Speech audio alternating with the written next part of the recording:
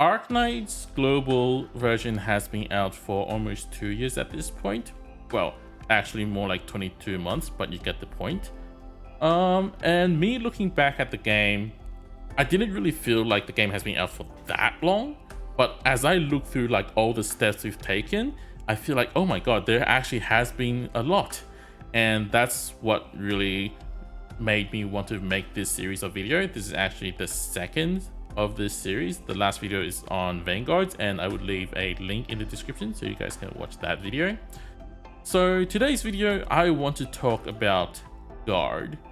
Why I want to talk about Guard is because I think back to the good old days, well, even till this day, like the saying of the game is like guardnights. I believe most of you have heard about that. And looking back at it, I feel like maybe at the start it was already quite so, but nowadays it is even way more that.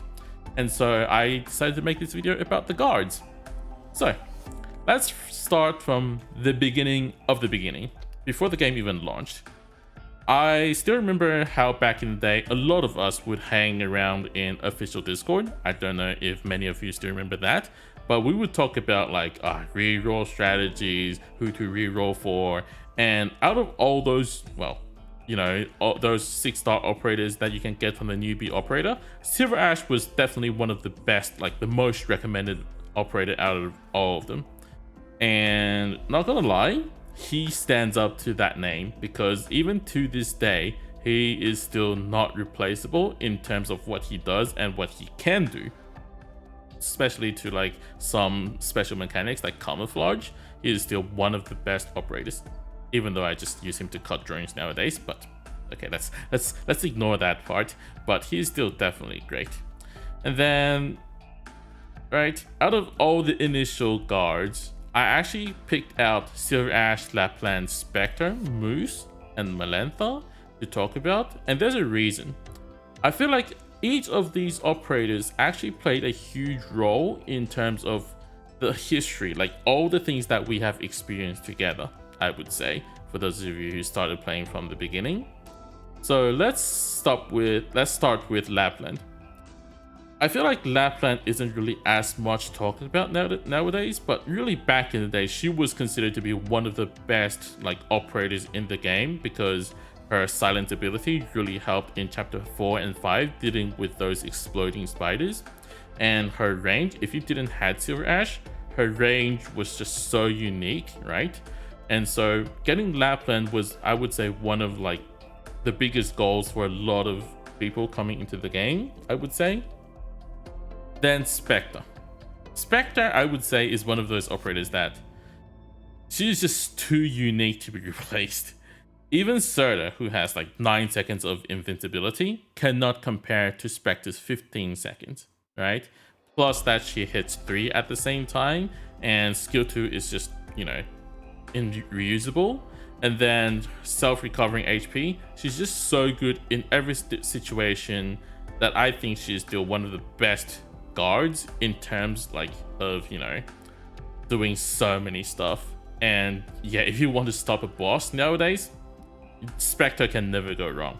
CC, high risk, Spectre, right? They will not be able to kill Spectre for the 15 seconds.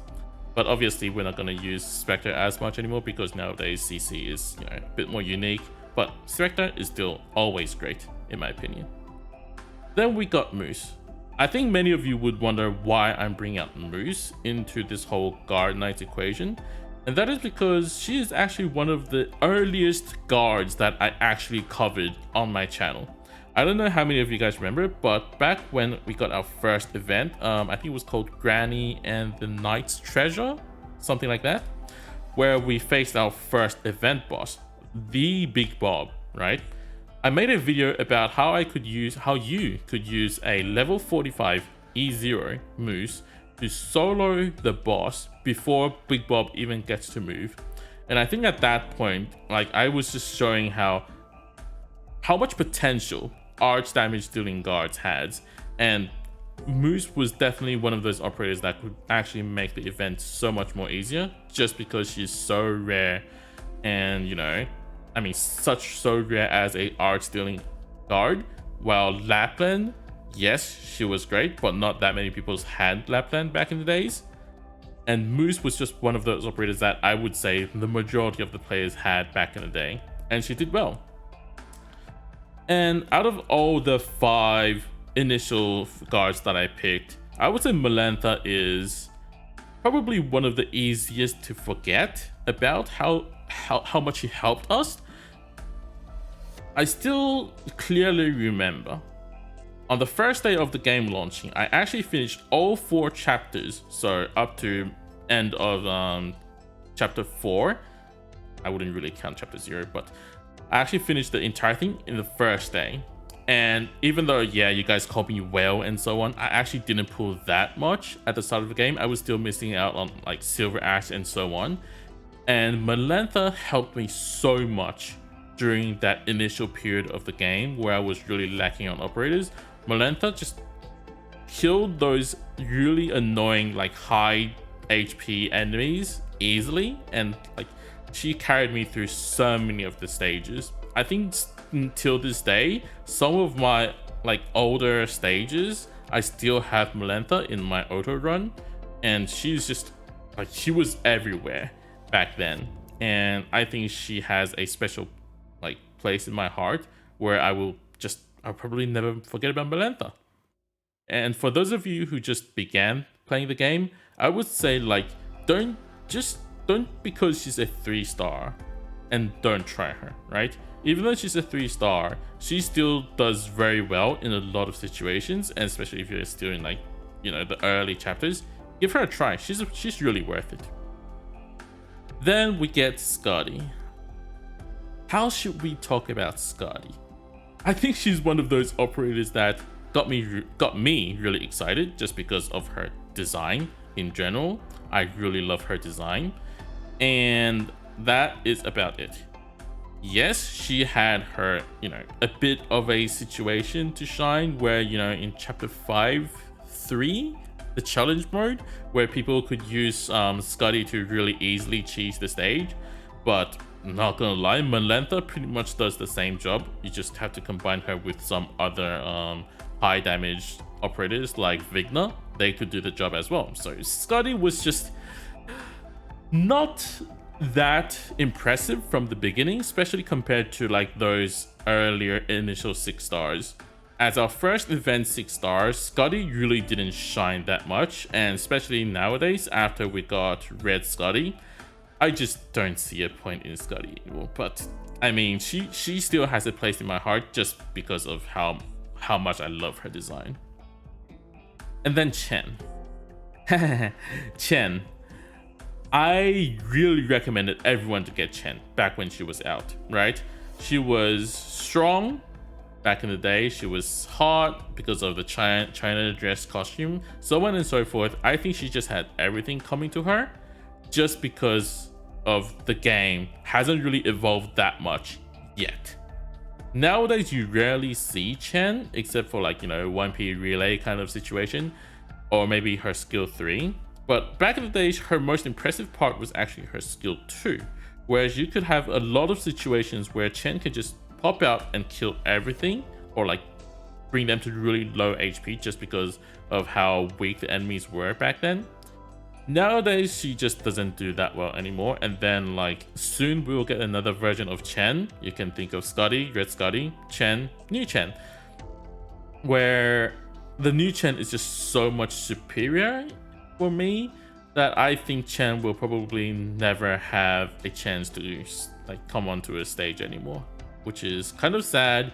But really, back in the day when Chen just came out, she was one of the biggest reasons, and Silver Ash, like those two plus Lapland and Spectre, those 4 operators I would say gave the game like the whole guardnights name, and that is how important Chen was.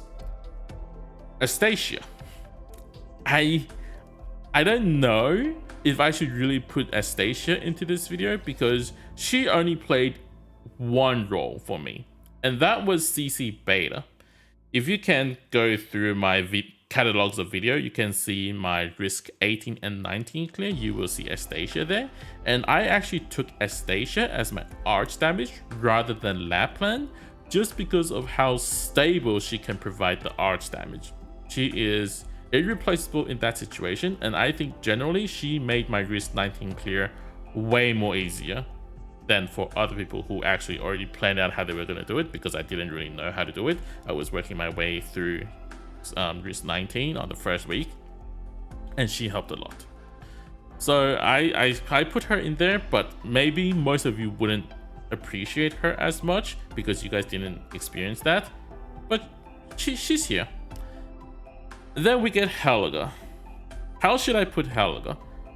I think Helga and Silver Ash are like the two operators that put this idea into my mind, where like if it's a male operator and a 6-star, they are strong. Obviously later on we got Thorns and then we got Phantom, and that got stronger until Passenger came out, but that's another story for the caster video.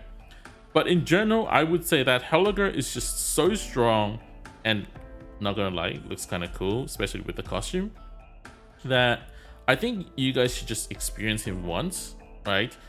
Especially for those of us who's actually played his Paradox stage, he is so good at doing like soloing an entire lane, self-healing, dealing more and more damage as his HP gets lower because he gets increased attack speed, and just in general high attack as well.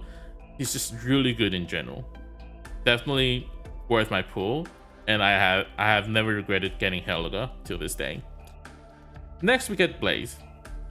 I don't know if it's just me, but I feel like people don't really use Blaze nowadays. Maybe you're different, but as I go around and watch like a lot of clear videos, I rarely see Blaze anymore. And I think the biggest reason is that people don't like how she doesn't have self-generating HP unlike Thorns and Mountain. But I think the fact that she can attack from behind a defender and hit 3 at the same time just makes the lane so stable, right? If I were to have a defense lane, I would put a defender at the front, Blaze behind, usually Saria at the front, and I can just clear out the majority of the packs of the enemy. And then if there's like a specifically strong enemy, I could do like burst damage like Silver Ash or even Surtur. So I think personally for me, Blaze is just still one of the key operators in my team, and that probably wouldn't change for the next half a year because she's still in there in my Chinese team. Next is Thorns. Thorns, the OP operator, and the operator that gets his head on every single female operator that comes later. I know he is a meme, but like he is strong. He is just so strong that he makes the game kind of brain dead, right? Self-healing HP, huge attack area, high attack speed, high attack, infinite duration. You can't go wrong with Thorns. I still remember how, like, you remember Thorns came just right before Roguelike, where I think it was Obsidian Fest rerun, we got Thorns. There was like a bit of a controversy about like how they could add a new 6-star in a rerun event. That happened. And then next Roguelike hit us, and then it was like, as you got Thorns, Roguelike is just an easy win. And I think at that point everyone knew how OP Thorns was, despite how like I think some people said that his skill activation, like you have to activate the skill twice, was a downside. I think everyone just got used to it and learned how OP he is. Surtur. How should I explain Surtur?